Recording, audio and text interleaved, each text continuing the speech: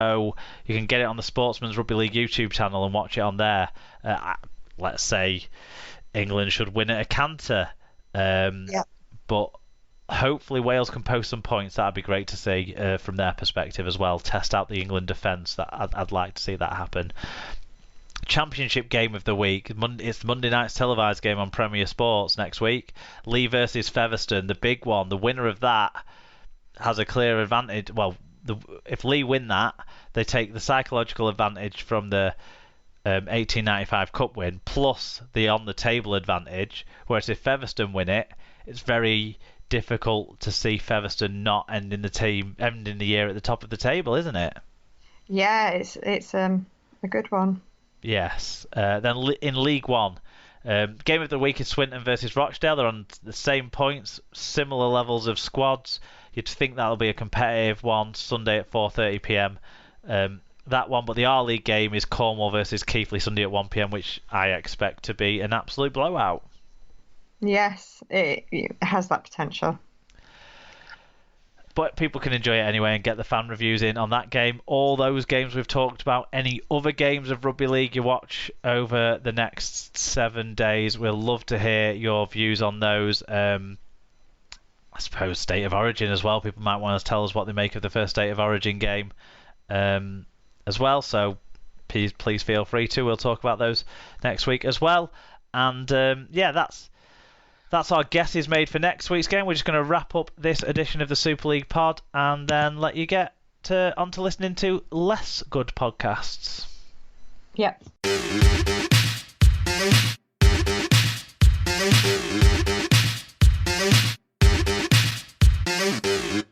Are you ready for the quiz then? I am ready. I'm waiting for the quiz. Okay, so this week it's something a little bit different. It's, well, it's numbers. You like numbers, don't you? Yeah. So, what is the longest journey between two clubs in Super League?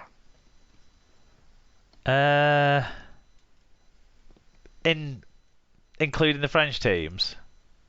If they're in Super League, yes. Okay.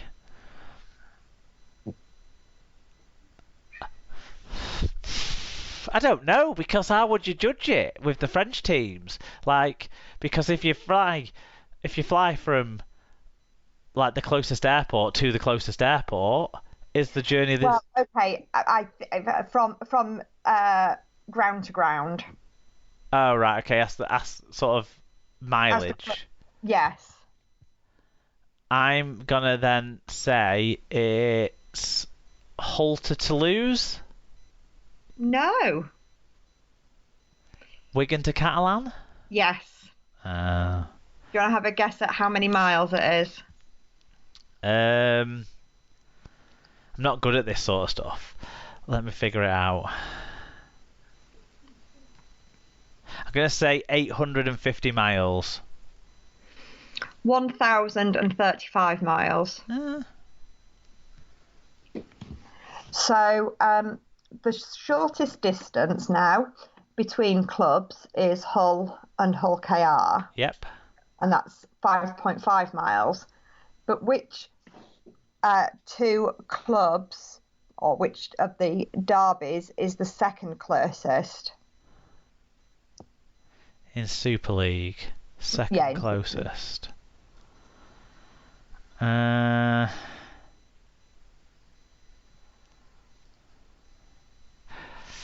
Wakefield and Castleford? Yes. Any ideas as how far?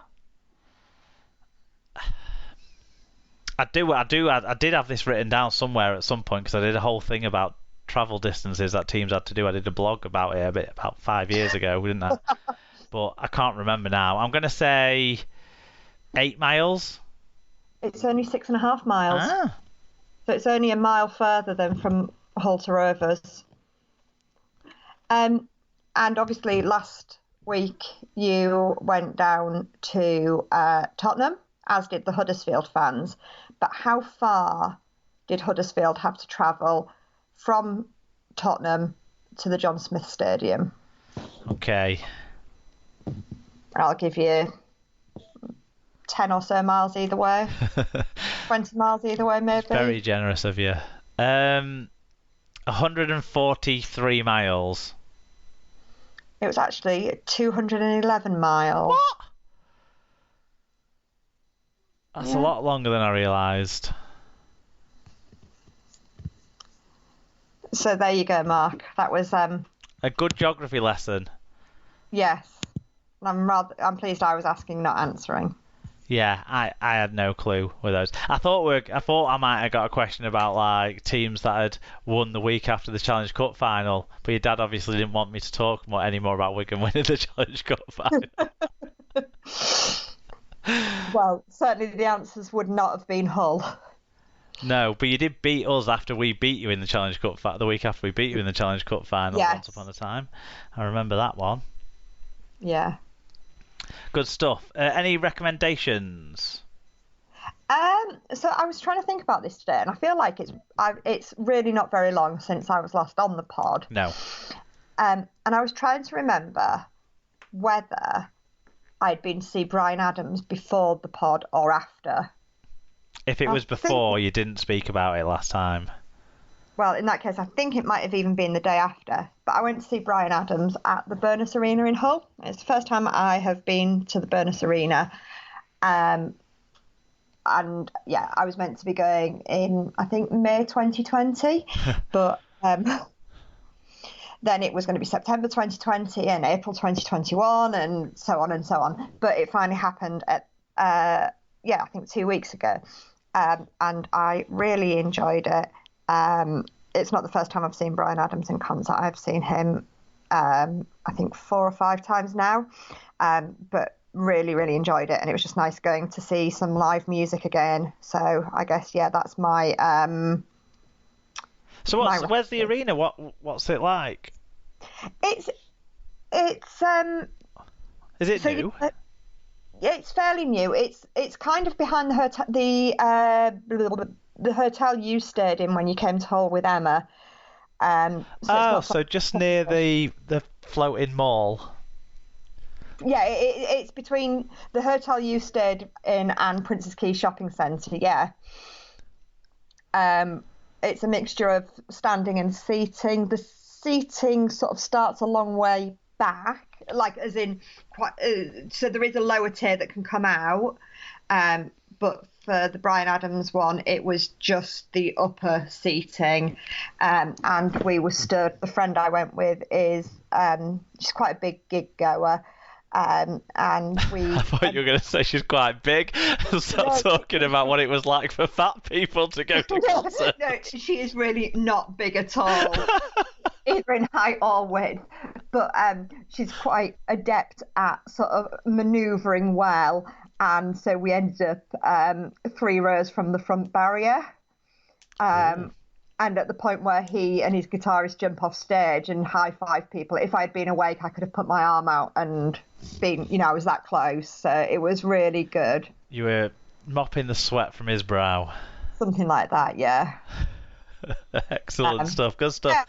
It was just nice to, get out again, do normal things.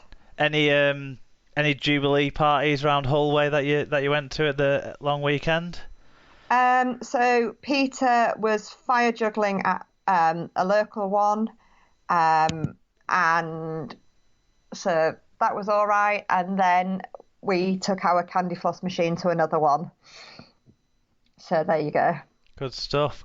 I avoided a lot of the, not sort of deliberately, but avoided the Jubilee celebrations by going to Scotland for the weekend.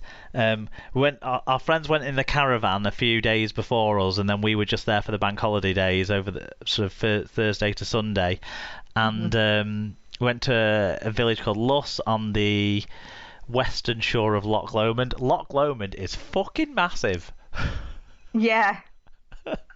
We took the canoe out and we thought we'd covered quite a big distance on the canoe and on the trips out we did on the canoe on Friday. And then on Saturday we walked up Ben Dub, the hill right next to us, and could see over onto the lake and could sort of pick out the different buoys that we knew we'd paddled to or close to, etc.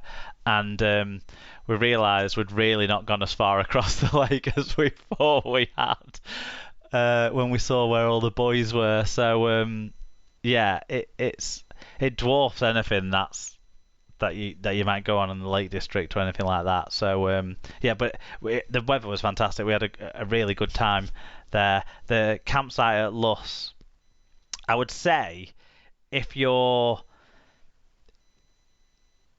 staying, it wasn't ideal for people who were just camping. Like, we were just camping, no electric hookup. If you're going for a week and getting electric hookup and all of that sort of stuff, absolutely brilliant, I'm sure.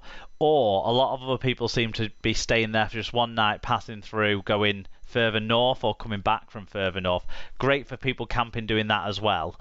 But if you the fact that our friends had a caravan meant we could like put our cooler stuff in in their caravan and stuff, and have our fresh stuff still for when they were there, and use their power to charge our phones and that sort of stuff. But they had no facilities to charge stuff or fridges or anything like that for just normal campers who didn't have electric hookups.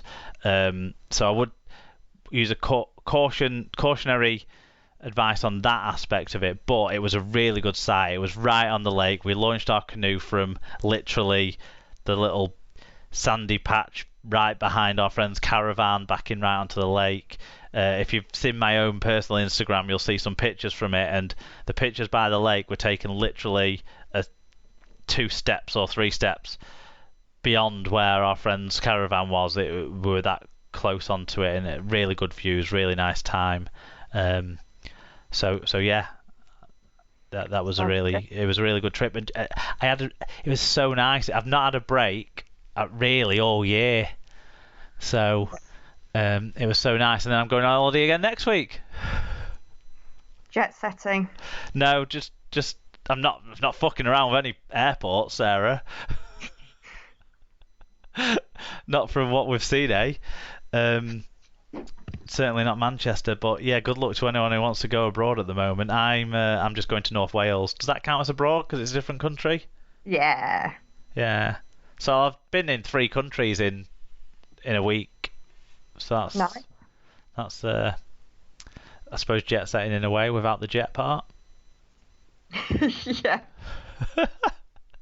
Good stuff. Okay, so next week's show, the plan is for me to host the show and have, I think, Alan on. But if the internet isn't very good, I mean, it wasn't very good tonight.